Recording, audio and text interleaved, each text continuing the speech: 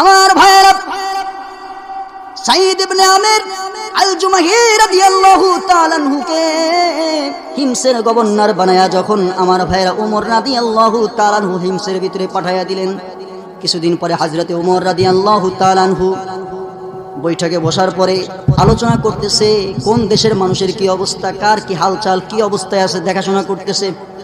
হযরতে ওমর রাদিয়াল্লাহু তাআলা বললেন, এই মজলিসের ভিতরে, ভরা মজলিসের ভিতরে হিমসের লোক কে কে আছো?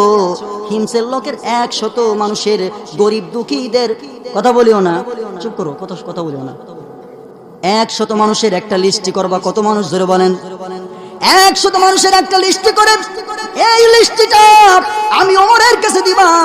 আমি ওমর এই লিস্টি থেকে এই 100 মানুষের জন্য বাইতুল মাল থেকে আমি আমার সরকারি তহবিল থেকে তাদের জন্য হাদিয়া পাঠাবো।